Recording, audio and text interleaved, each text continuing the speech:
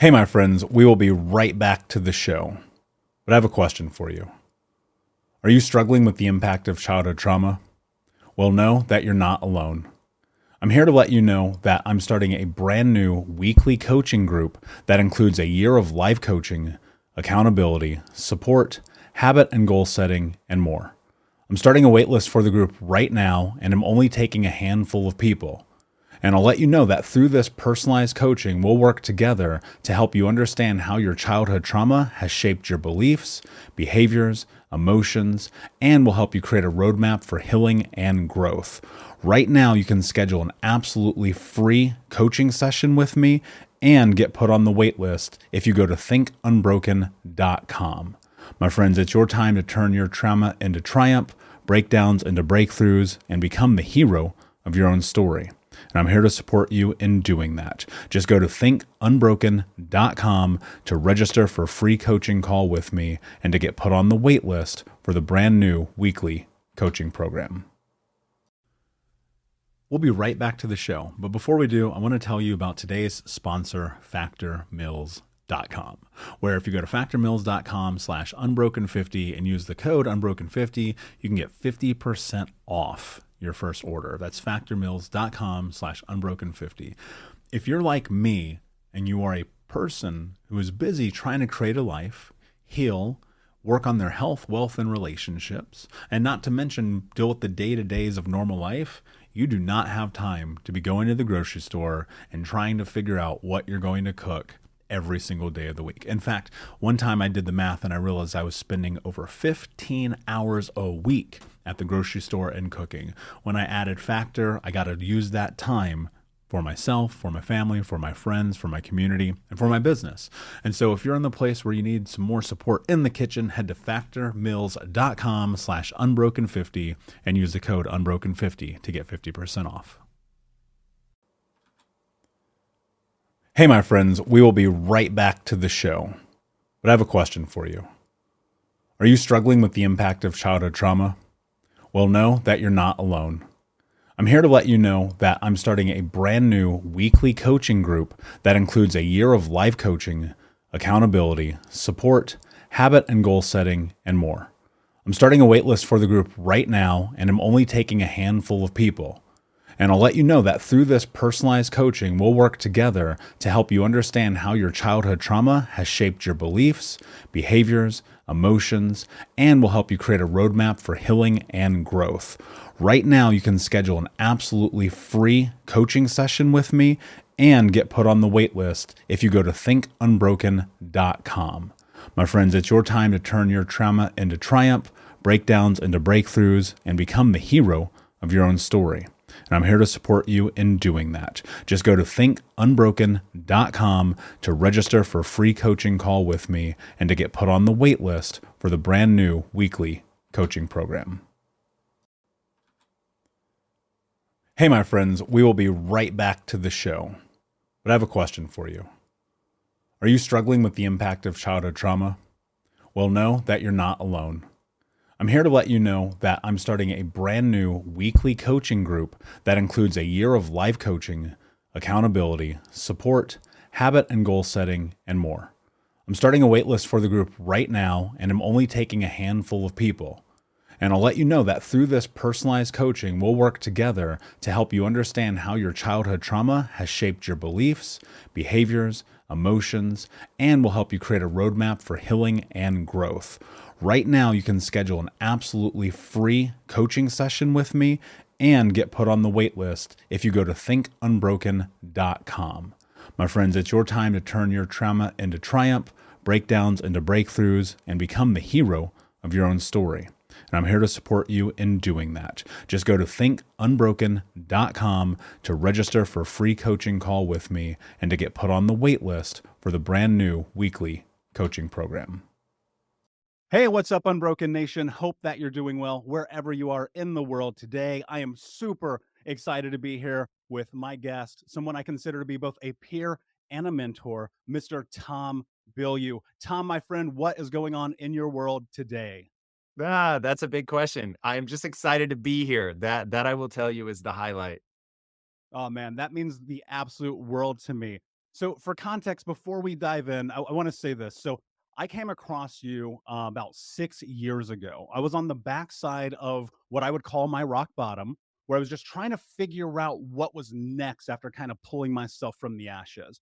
And I came across this YouTube channel called Inside Quest. And there was this guy called Tom Bilyeu, and he was interviewing Tony Robbins. And I was like, okay, this is interesting. I know a little bit about Tony Robbins. Let me dive in here and see what this is about. And something happened in that moment that transformed my life in a way that has led me to where I am today. And it was this. You said, inside Quest, the goal is to help people get out of the matrix. And I was like, holy shit, somebody else gets it.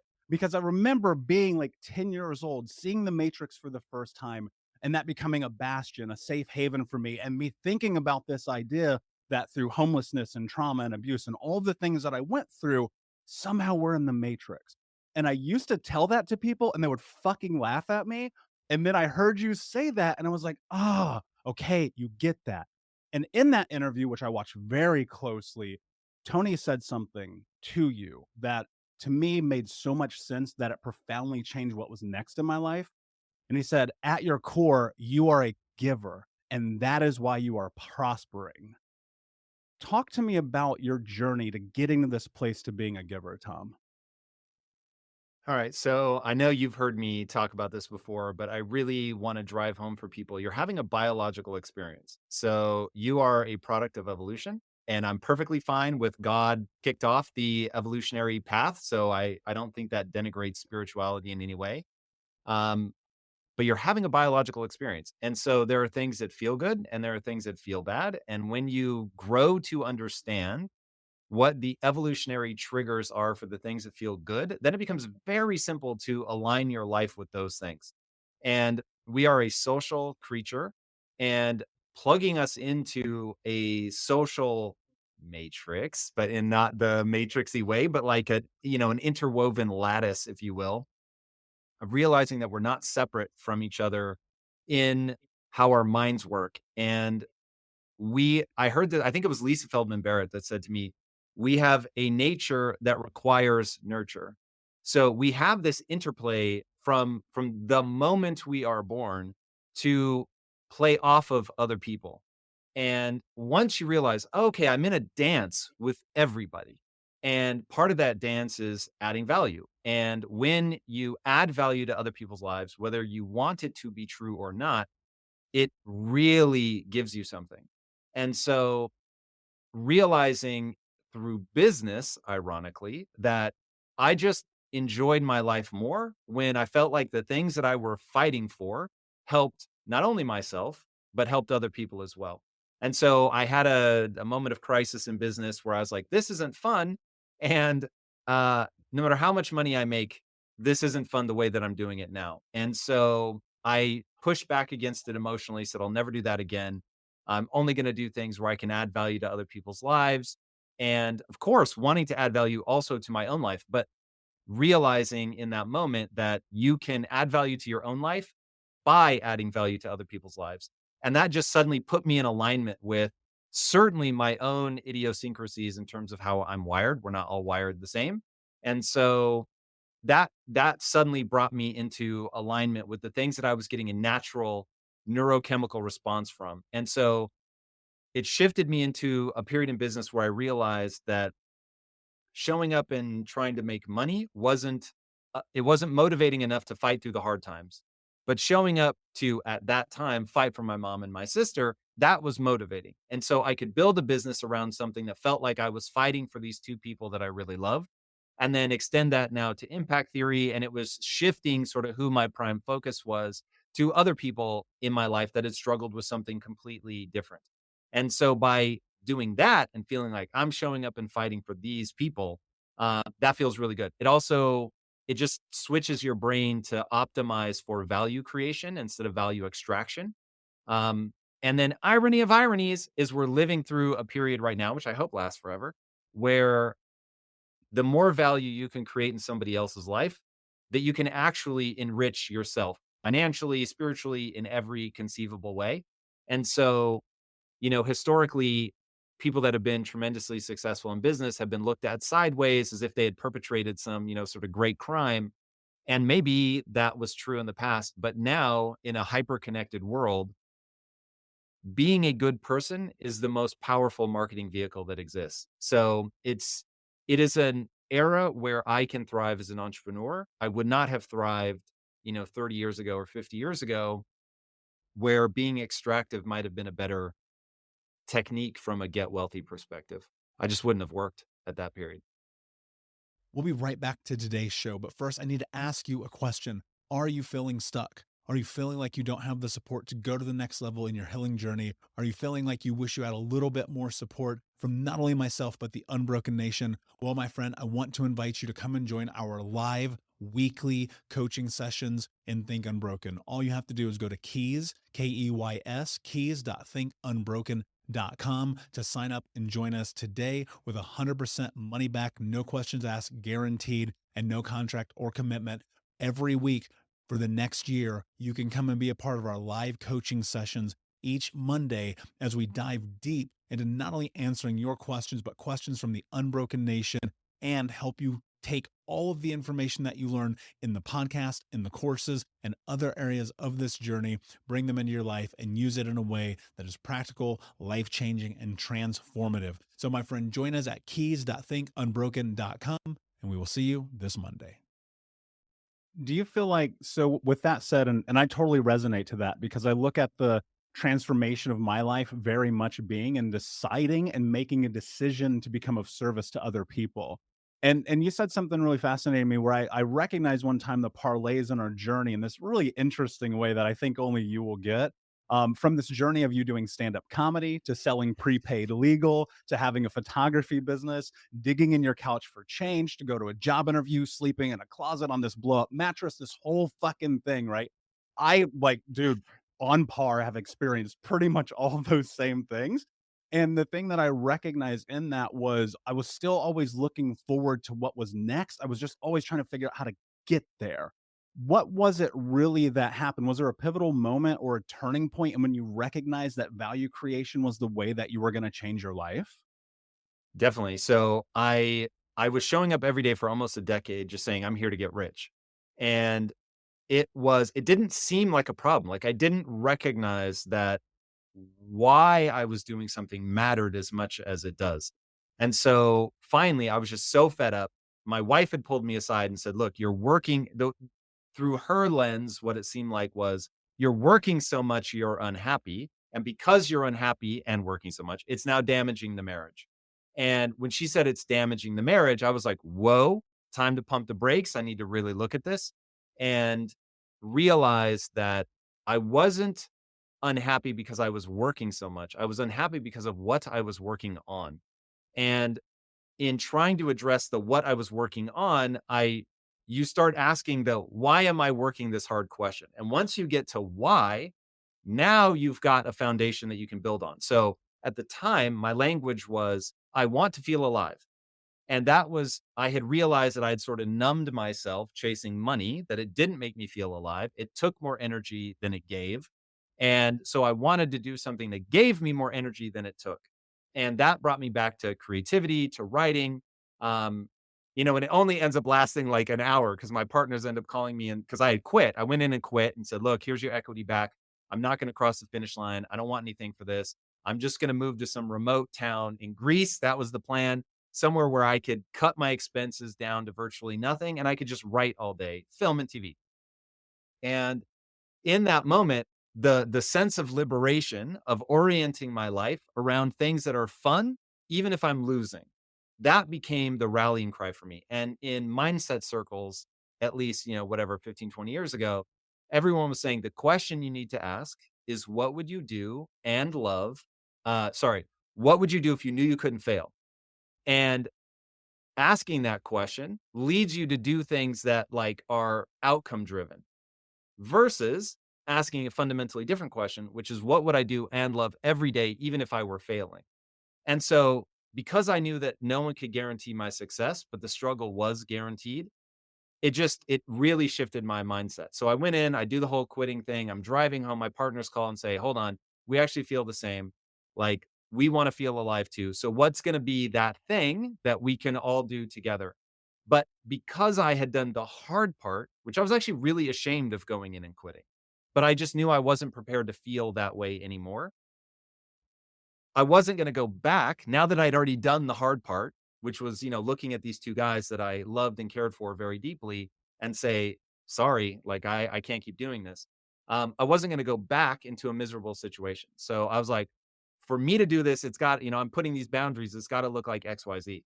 And so for me, that was creating value for other people. It was building something based on a passion, something that I knew that I could fight for every day, get kicked in the face over and over and over, and still have a deep sense of fulfillment. And so that became the North Star that manifests as Quest Nutrition. Learn incredibly powerful lessons doing that. Take all those learnings and now am building the sort of ultimate thing that I never planned to sell. This is my forever company. And it's optimized from the ground up to be the thing that I will love fighting for until my dying breath. Yeah, I love it, man. And it's been profoundly impactful, pun intended, in my life because I think about this often. I read a book once, and I cannot for the life of me remember whose book it was, but they said when you learn something, it's your obligation to teach it to other people. And that sat with me in this really beautiful way. As you've gone through this journey, what do you think are probably the precursors that have helped you step into and attain not only the learner's mindset, but the growth mindset? Because I would have to think at some period of your life, you were in your own way. I think that's true for all of us. And I don't want to put words in your mouth if I'm wrong, but were there certain steps that you took to actually adapt this understanding of possibility in your life? No doubt. So the good or bad news is that, Carol Dweck and the book Mindset did not exist when I was going through all of this stuff. I'm very excited for the generation coming up behind me that have the internet. They just grow up with all of this incredible information. What I had though was nature's gift, which was pain and suffering. And so I was in deep emotional pain in my early to mid 20s. And my pain was largely around that I didn't believe I was smart enough to achieve the dreams that I'd had since I was a little kid. And that was a very dark and difficult realization. And the thing was, it was actually true. I just didn't have the word yet. So I wasn't smart enough yet. I wasn't good enough yet. I wasn't talented enough yet. And because I didn't realize that I could get smarter, better, faster, stronger, uh, it felt like I had been cursed. And there's this amazing moment in this movie called Amadeus. This is based on real characters. So Mozart, obviously Mozart, Amadeus Mozart, um, and his contemporary, a guy named Salieri. And in that movie, Salieri laments to God, saying, "Why make me just good enough to realize I'll never be as good as Mozart?" And I remember that hit me like a lightning bolt in a way that's funny now, but it wasn't funny at the time, where I was like, yes, that's exactly how I feel. Why make me just smart enough to realize I'll never be smart enough to do the things that I want to do? And that was crippling for, I don't know, man, 5 or 6 years. Like it was a really long period of time where it seemed self evident to me that I wasn't smart enough to do what I wanted to do. And so I didn't even try. And so my life was just getting smaller and smaller and smaller and smaller to the point where after graduating from film school, second in my class, by the way, which is a whole nother thing, graduate second in my class from arguably the most prestigious film school in the world.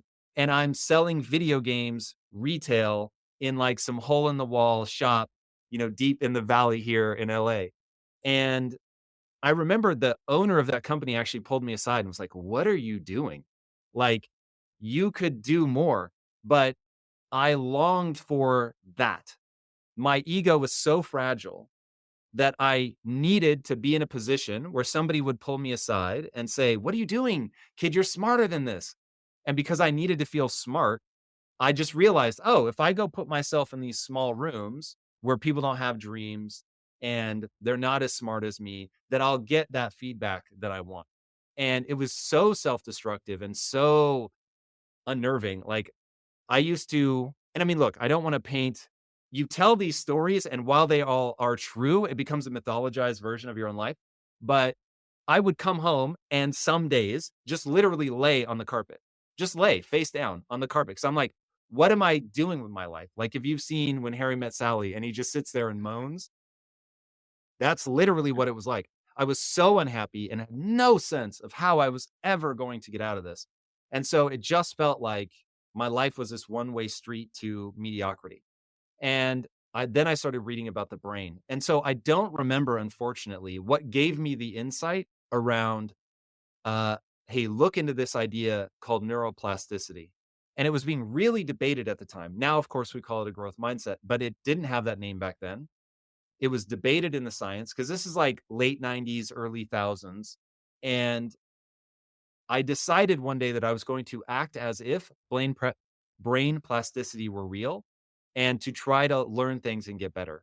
And couple that with at that moment, I happened to get a job teaching, which of course I got out of this sort of desperation of those that can do and those that can't teach, which is a whole thing. And teaching is this incredible profession. But at the time, I did not have the right mindset around it. So it was I wasn't doing it thinking, "Oh my god, this is gonna be this incredible way for me to prove to myself that brain plasticity is real," but that's what it ended up being. That what I realized was, okay, I'm reading about the brain. That's a hugely transformational thing in my life. I start reading about the brain and how it works, and at the same time, I'm teaching these students how to make their films better. And so I end up having this aha moment of, wait a second, if I can teach the students and their films are objectively getting better, why can't I teach myself the same thing? And so that was that light bulb moment of, oh my God, you actually can get better. And so it became this like, and of course, it's not like one moment and now all of a sudden, like I'm on the right path, but it gave me the signals of, hey, like you need to keep pushing yourself. You need to keep trying. You need to keep reading and studying and, like really what I would now say ABL, always be learning. But it started me down that path of like, hey, don't think that you read your last book in college. Start reading more now. Start getting into this. Start listening to people that give me what at the time just felt like hope. So anybody that was like, of course we can get better. I was like, yo, I want to spend more time with this person. I want to be around people that are pushing me to get better, that are pushing themselves to get better. And then, dude, the nail in the coffin, I started going to the gym. And when you realize, wait a second, I can't pick up a 50-pound weight and curl it today, but 2 months from now, I can. And you look at your arms and they're getting bigger and you're getting stronger and you can move weight that you couldn't move before because the brain is invisible. And so it doesn't feel like anything is changing because it's happening so slowly. But if you're in the gym and you're keeping a journal and you can see 4 months ago, I was lifting 25s and now I'm lifting 50s, you're like, damn, like it really becomes this thing. And then if you're married to my wife, she's like touching your muscles and is like, oh my God, like this is so sexy. And so it just creates this reinforcing thing of like, hey, I am seeing the change in my body. I'm pretty sure I'm changing in my mind. All of this like plasticity ability to change becomes so tangible that then I just became a fiend. And it was like, how fast can I learn? And we get into sort of the modern era of Tom that people know me for, of like always be learning, optimize every second for getting the transition from potential to actual skill set going and happening, and then using that skill set in the real world and getting this feedback loop going of I'm now capable of things that other people are not capable of.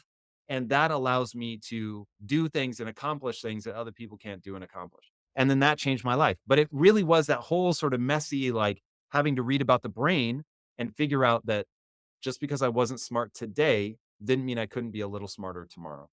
Yeah, man, dude, I literally have goosebumps hearing that because for me that was very much in line with my experience, and for your words, you always references as a change of reference, like thinking about the way that you think about possibility in your life. And for me, I think about visualization and journaling every single day. It's a part of my habits, my routine. It has led me to accomplish goals that took me 4 years, 7 years, getting Tom Bilyeu on Think Unbroken. Right. It all started with me visualizing and putting it into the world. What role has like journaling and like practical tools, journaling, meditation, visualization, what kind of role has that played in your change of reference of possibility in your life? I'd be lying if I said that those things changed my frame of reference. But once I changed my frame of reference, I started doing those things. So, whatever is the chicken and the egg for people, like do your thing. I think everybody should be journaling daily. I think people should be meditating daily. I think people need to do those things because they will help you process through all of the things you're going through so that you can, in Ray Dalio's terms, create principles. So it's what he calls another one of these. So life is but a string of things that somebody somewhere at some point in time has already gone through, and the odds they are have written it down. But certainly in your own life, as you go through things, translate them into principles so you don't have to rethink through everything every time you encounter it. That you just know when I encounter this, I deal with it like that. Now, you want to stay flexible in your thinking and things will evolve over time, but having that baseline of like, cool, I'm starting from this frame of reference and recognizing that your frame of reference is constructed. It is not objective truth, which many people mistake it for. And I think this is the great tragedy of the inner cities is there become ideas about what the paths out of the inner cities are for people. Ideas around money, ideas around success are passed down generation by generation, and it becomes this cycle of a poor frame of reference. If instead the just constant unending message was you can do virtually anything you set your mind to, that you will run out of time in your life long before you run out of potential, and that you should just go and be learning every day something that matters towards the life that you want to live. And if you do that every day, that skill set will stack and it will allow you to change class, to get out of that neighborhood, to go do whatever the hell that you want to do. The problem is that we're not teaching people that like day one. If literally there's this guy named Jeffrey Canada who I'm so desperate to get on impact theory and have been stalking him for years. Uh, and he realized, oh, one of the most important things in anybody's life is the number of words they hear before the age of 5. The number of words they hear before the age of 5. And so, because it impacts the development of the language centers of your brain. So I was like, God damn. Like when you really start to look at things, this is why I'm obsessed with this idea. You're having a biological experience, your brain works some kind of way. And if you fail to acknowledge the way that your brain works, then you won't do things like learn every day because that allows you to create new skills and skills have real world implication and you get paid. This is an Elon Musk quote, you get paid in direct proportion to the difficulty of the problems you solve. So if you want to make more money, solve harder problems. How do you solve harder problems? Learn more stuff. And so getting people to be on this relentless quest to learn more is really the key to all of this. Yeah, and I'd like to parlay and dive into this a little bit deeper, looking at and knowing my experience. So, growing up in inner city, being homeless as a kid, living in poverty, coming from a traumatically abusive household. I got high for the first time when I was 12, drunk at 13, expelled from school for selling drugs. The only thing I ever dreamed about doing, Tom, was don't die. And then what happened is I finally graduated high school. They literally handed me the fucking diploma. They're like, you just got to get out of here. We're done with you. And I found myself in this spiral because I didn't know what to do. I like the only ambition I had was survive what I come from. And I found myself in this position of like, okay, I'm going to chase money. Ended up getting a job with a Fortune 10 company at 20 years old, no college education, no high school diploma. I just got super pointed on this idea that money is the solution of poverty, right? But I went about it all the wrong way because I was always leveraging this idea like money and poverty are intertwined with cars and clothes and girls and drugs, and it totally destroyed my fucking life. So if I go and I rewind back to 7, 10, 14 years old, when you're in this environment, the only thing that you're ever hearing is you're not good enough, you're not strong enough, you're not capable enough, right? And that's negatively reinforced from the community that you're in, i.e., the zip code being a determining factor in what your future is. Like, and I understand your goal of empowering people with a growth mindset by the age of 15 to start to switch this. Like, that's impact theory. How do you get that implanted in a way that creates a massive transformation for people before they end up in this position where they're spiraling? Yeah, so it's interesting. So I oversimplified Jeffrey Canada's message. So his message is actually the number of words you hear by the age of 5 and the ratio of positive to negative. So it's interesting that you bring up, like, when you're hearing just all this negative feedback, like, it really does shut your world down. So it is incredibly important to hear these positive messages. Now, how do you accomplish that? So my first hypothesis was you just tell people, think like this, act like this, and it will change your life. Now, the reality is that it actually is true. If somebody were to think in XYZ way, what we'll call the impact theory way, if they think like that, which is, around always identifying as the learner, turning your potential into usable skill set, identifying what your goal is, and then operating in accordance with your goal, like they're just what I call the 25 beliefs. If you do those things, it will change your life forever for the better. Like it doesn't matter who you are, where you come from, nothing. It is a universal truth of the human condition that if you do those 25 things, that it will put you on an upward trajectory. Um, I tried it and I told everybody at Quest, hey, we've got this thing called Quest University. I will come in early. I will stay late. I will do whatever. I will teach you everything that I know of what took me from scrounging in my couch cushions to find enough change to put gas in my car to building $1 billion business. It is teachable. It is repeatable. Literally now I have done it twice back to back. So it's like, I'm telling you, this is something that you can do. This is a learnable skill. And remember, I'm the guy that was like, convinced that he didn't have the intelligence. So I get it. They're feeling exactly the same way. And so I just thought, I just need to tell them, and then it will change their life forever. And if you take 100 people and you give them all this real information that if they did, it would work, only 2% of them do anything with it because it's hard. It's confusing, right? When you're first learning, it's like, I'm overwhelmed. I don't know what to do. Like, my friends are making fun of me. I had one guy that actually got into a fist fight because his friends in the inner cities were like, "You've changed." And he was like, "In what way?" And they're like, "You've started reading books." What? Like, he got in a Dude, fist 100%. fight over reading books. That's insanity. But that lets you know the kind of like difficult part of hitting people that late with these just sort of top down ideas. So anyway, 2% will do something with it. 98% don't. And so my wife and I started asking, okay, well, no bullshit. What would it take to make sure that we get to the 98% and that they actually make this change? Now, I wish this weren't so, Michael, because you and I both have deep empathy and compassion and maybe a little bit of an obsession with helping people that have already been damaged. And so it's like, how do we help those people?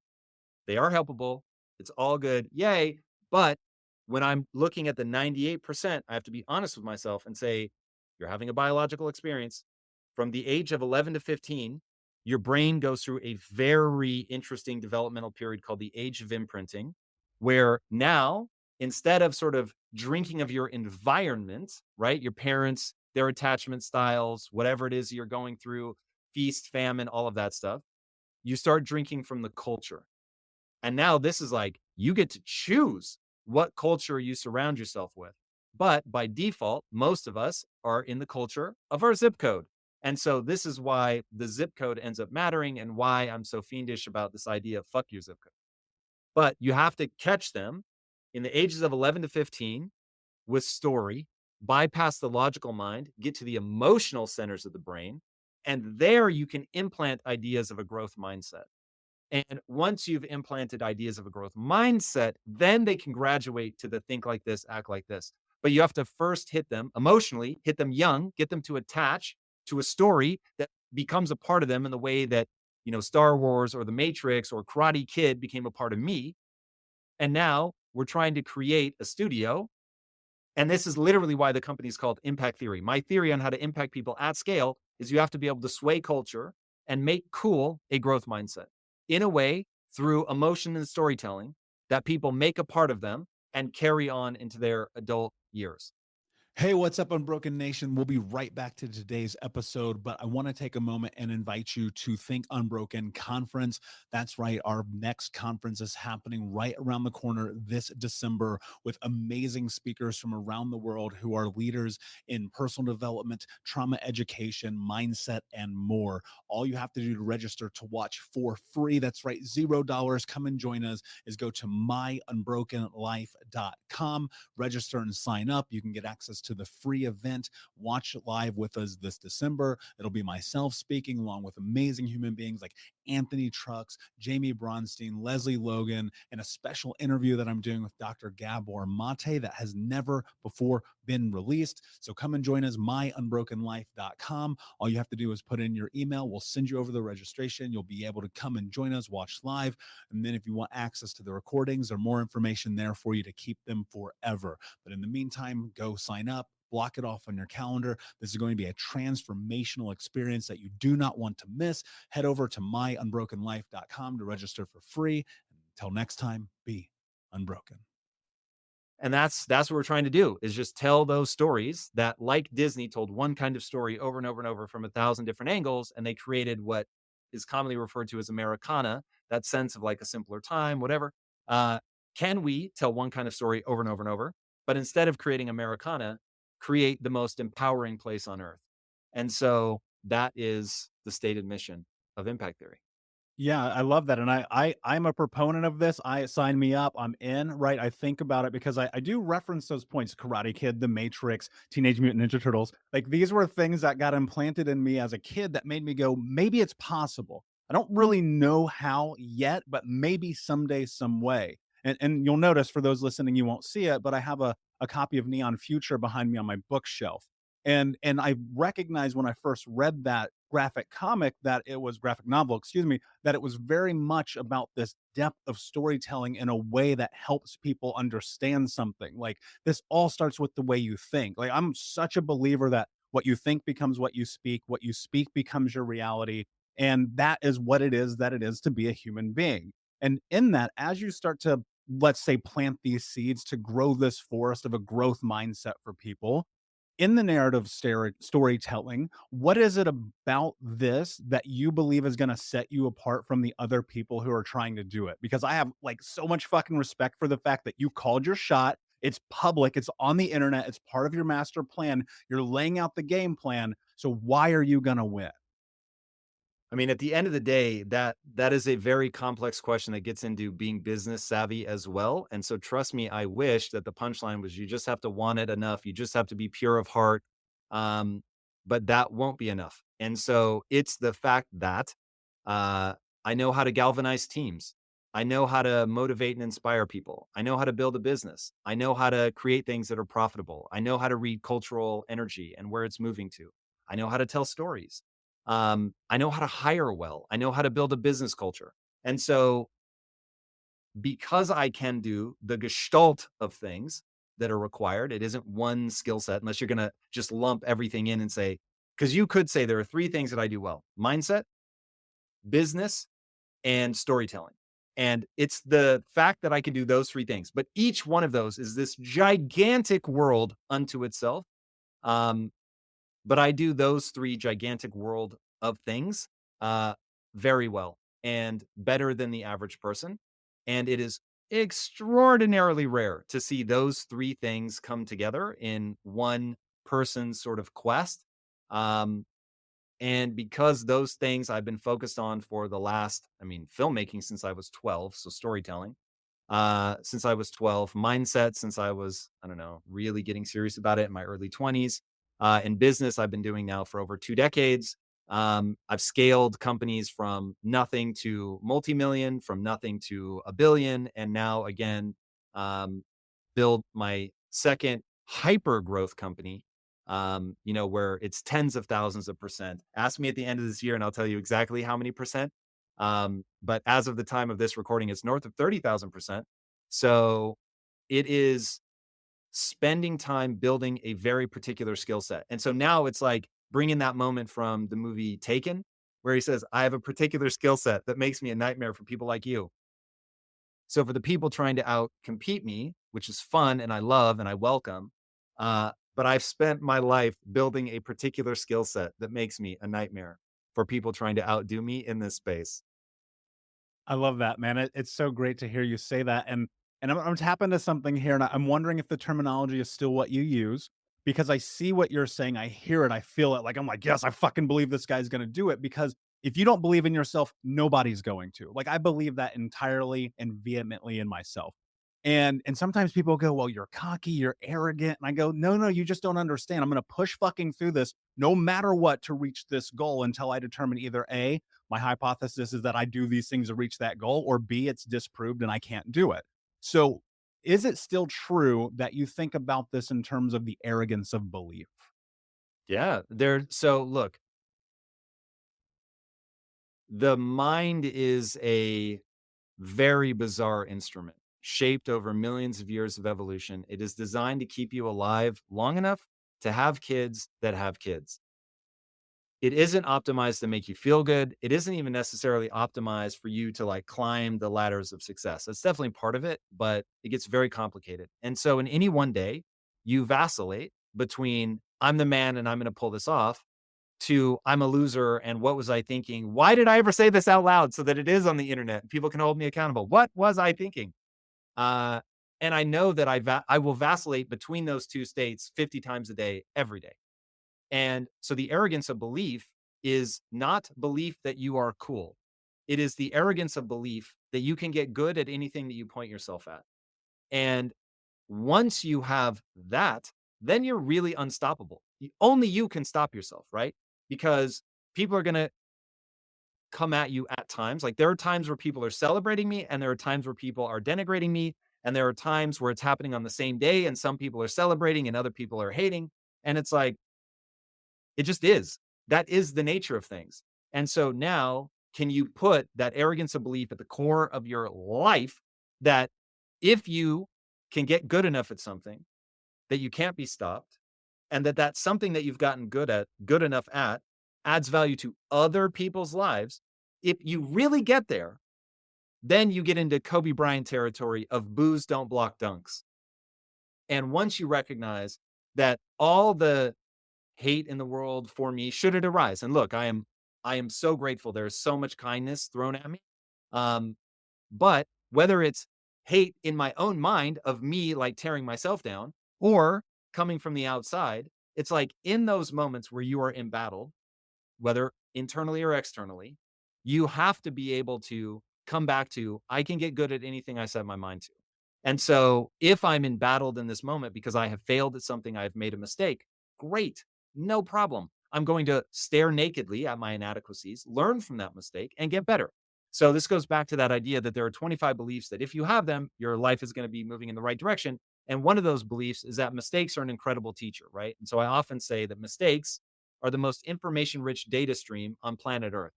And so once you understand that, then you know that failure is going to be a part of this. So to survive that failure, you must have that arrogance of belief around what I call the only belief that matters, which is that if I put time and energy into getting good at something, I will actually get good.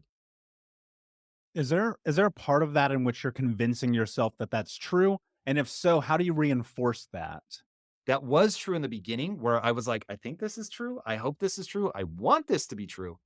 But at this point, it is the nature of the human animal. So there's enough science around brain plasticity, around the idea. This is often attributed to Darwin. He didn't actually say it, but you'll get why people attribute it to him. But it's not the strongest of the species that survive, nor the most intelligent, but rather the most adaptive to change. And while we are not blank slates, this is a quote from Heather Heying, while we are not blank slates, we are the blankest of slates. So, as a species, the human animal is truly the most adaptive to change. And that's why we have become the apex predator of all apex predators. And the fact that we can go to, distant planets, which is bananas to think that we've put humans on the moon, man, and brought them back. That's so crazy. And people just grow up with it. So they don't realize how bananas that is. But now, the only sort of last remaining piece is to remove the idea that other people are more extraordinary than you. Now, there are people smarter than me. Okay. And I have now found a way to deal with that emotionally, that intelligence matters. And that if I were more intelligent, I would be able to accomplish even more in my life. Great. I am where I am. And so it really becomes about this idea. This is a great quote. I forget who said it. Forgive me. Um, You can't make a racehorse out of a pig, but you can make a really fast pig.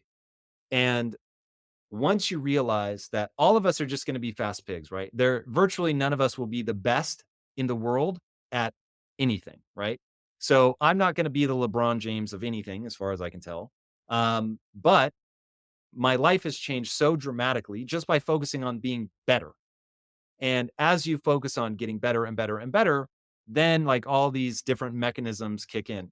So, yeah, in the beginning, that would have been something that, I was looping around, but now I've just seen it play out in science. I've seen it play out in my own life. I've seen it play out in other people's lives. It just is the nature of the human animal to adapt to change. So, or to maybe a better way to think of it right now, to adapt to a stressor. So that if you're trying to get good at something, you put yourself in a position where it's essentially adapt or die. I must get good at this thing. And then you actually do get good at that thing. If you put the time and energy into it, you will get better.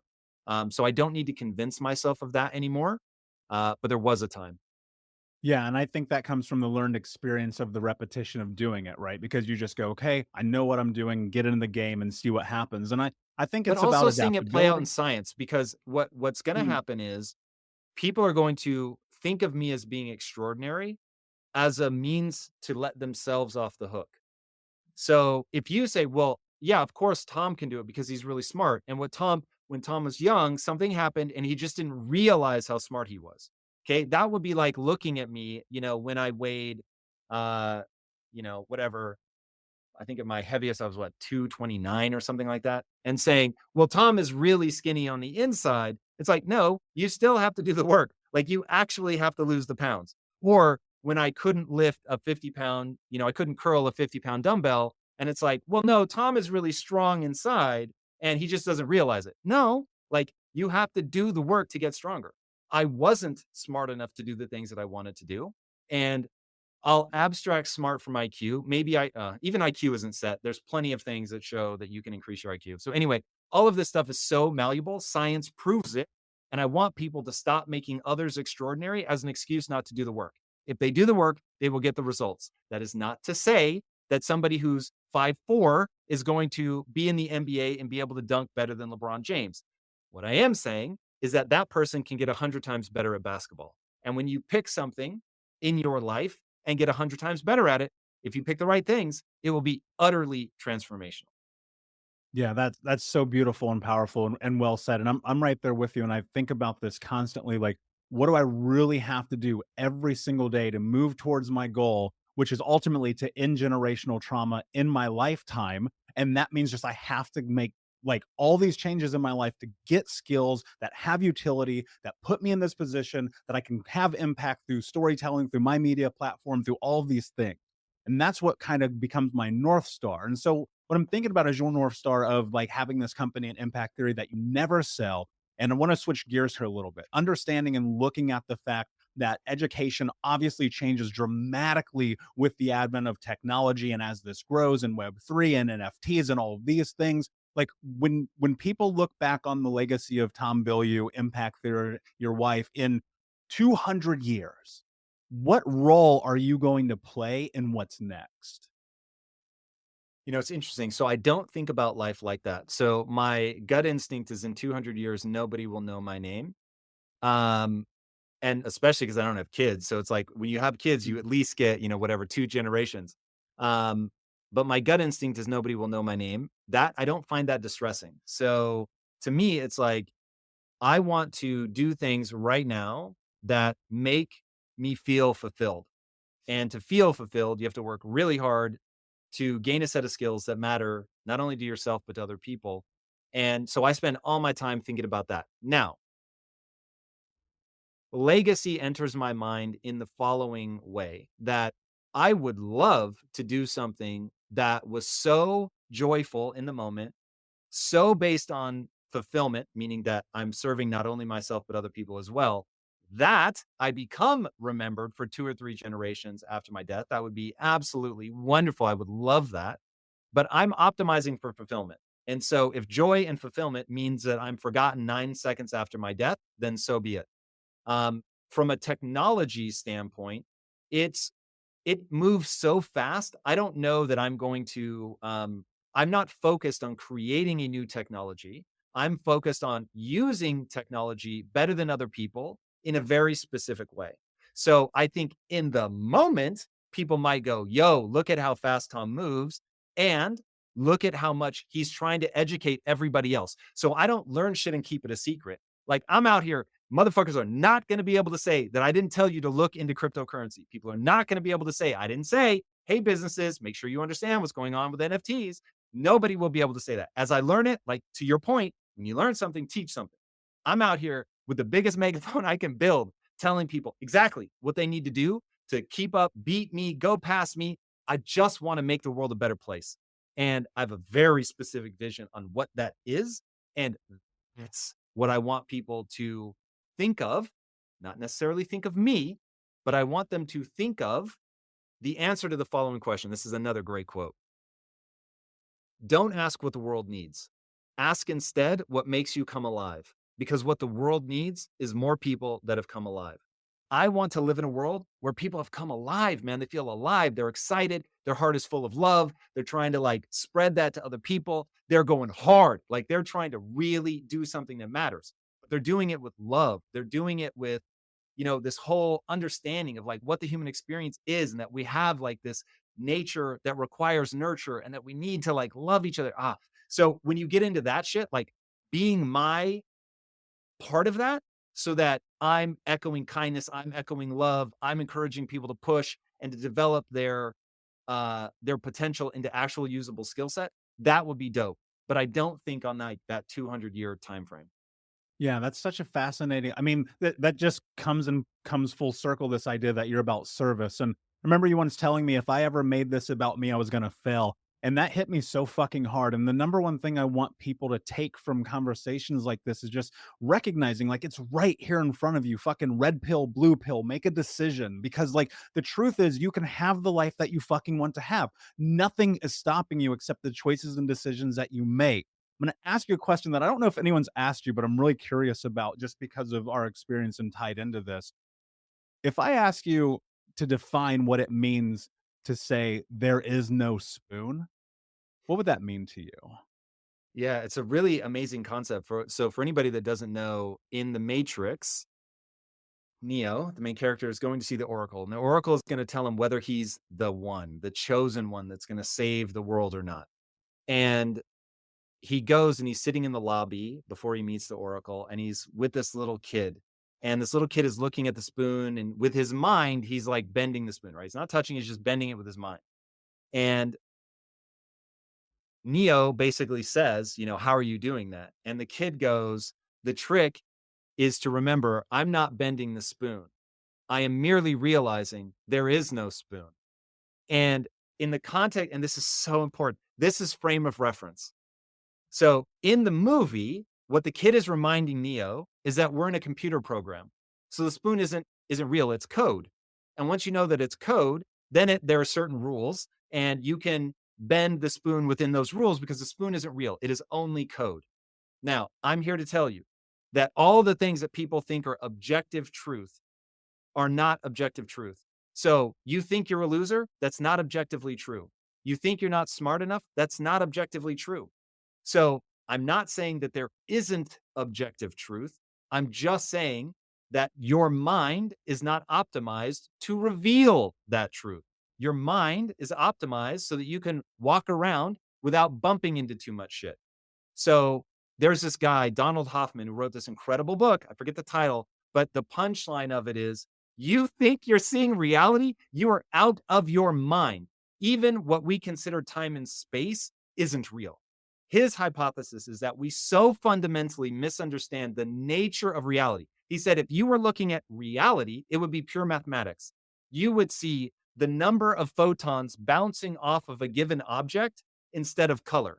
And he was like, so if you think when you look and see red, that's objective reality, he's like, it's what's called an Umwelt. So first of all, humans can only perceive like this really narrow band of light and radiation and electrical signals and like all this shit. He was like, homie, you are not seeing reality, not even close. And once you understand, okay, wait a second. So my brain isn't trying to represent objective reality. My brain is trying to paint a very subjective experience to keep me alive long enough to have children that have children. Okay. So That's what nature is incentivizing. So then you start to ask questions. Well, if I think that I'm dumb, is that really true? Or is that the spoon? And it doesn't exist. And the whole way that my brain is working to create a sense of beliefs around myself and the world has a totally different outcome in mind than, say, fulfillment or joy, these things that I believe to mitigate as much human suffering as humanly possible, we should be focused on. So that's the whole there is no spoon, is all these things that you think are objectively true simply are not. That doesn't mean that gravity isn't real. Gravity seems really fucking real to me. I'm just saying the way you think about yourself is the spoon. And you can change the way you think about yourself, and that will change the actions you take, which will change the outcomes that you get. This is why I say it comes back to those 25 beliefs, but people think that the things that they believe represent what is real, and that just isn't true. The number of people I see that don't think they can change, that don't think they can ever get better, and they think that it simply is true, and it's not. There is no. Yeah, that's beautiful, man. And that's so much why I believe that we're on a parallel journey while in two different arenas. And I want to, in a way of showing just a tremendous amount of gratitude for you. One of the things that I did with your NFT project, A, I'm all in. I am one of those. And B, I bought multiple relentless tiered NFTs to give to the Think Unbroken Nation Wow. because I believe in you and I believe in this project. I believe in growth mindset. I believe that we all have the ability to change our mind. There's a giant poster in front of me. You cannot see it. It says mindset is everything. Like I believe that to my fucking core more than anything I believe on planet Earth. And so huge amount of gratitude for you, my friend. And I'm super proud of you. I see what you're doing. I see what you're building. And you've impacted my life in a way that I don't know that there's words that convey how thankful I am that you fucking exist. That said, before I ask you my last question, can you tell everyone where they can find out more about you? Yeah, so at Tom Bilyeu on basically every platform. YouTube is where my videos lie. If you want to see what we're doing in NFTs, go to Twitter. Instagram is like all my mindset stuff. But yeah, at Tom Bilyeu. Nice and easy. Amazing. And we'll put all the notes in the show notes, of course. Tom, my last question for you, my friend, is what does it mean to you to be unbroken? To recognize that you are going to constantly struggle with the trauma in your life, with the difficulties, with the failures, and that the idea is not to optimize for a lack of being broken. It's to optimize for putting yourself back together every time. And so I know that the answer that you get a lot is kintsugi. And the reason that you get the answer a lot is because you're bringing on wise people to your show. And the only real answer is that if you can become stronger in the place that breaks, more beautiful in the place that breaks, rather than focusing on never breaking, you will be way better off because the world breaks us all. And this is a paraphrase, I don't remember the exact quote, but the world breaks us all, and some of us become stronger in the broken places. And so, if everybody could just focus on that, like it doesn't devalue you that you have been broken. It does not devalue you that you've been through trauma. In fact, it gives you an opportunity to come back better, stronger, wiser than before, more empathetic, more compassionate. You can now speak to people in a way that somebody who hasn't been through something like that could never hope to be able to communicate. And so focusing on that, on coming back together better than before is is the most powerful thing any of us can do because none of us can avoid being broken. It just comes down to Man. how well you put yourself back together. Oh, dude, literally fucking goosebumps. Tom, my friend, thank you so much for being here. It literally means the world to me. Unbroken Nation, thank you so much for listening. Please like, subscribe, share, tell a friend. And until next time, my friends, be unbroken. I'll see ya. Hey, Unbroken Nation, we'll be right back to the show, but I wanted to let you know that you can grab a copy of my first book, Think Unbroken, Understanding and Overcoming Childhood Trauma, for free. If you go to book.thinkunbroken.com, you can download the PDF ebook version of the book and get everything that I know about the baseline of healing trauma for free, downloaded to your email right now. Just go to book.thinkunbroken.com to download your copy of Think Unbroken, Understanding and Overcoming Childhood Trauma for a PDF for your phone. Again, that is book.thinkunbroken.com. Thank you so much for listening to Think Unbroken. Please share this episode with someone who could use it and help us move forward in our mission of ending generational trauma in our lifetime. And if you would, please take 5 seconds to pop on iTunes or Spotify, hit that 5-star, leave a review, and you can also reach out to us on social at Michael Unbroken or at Think Unbroken.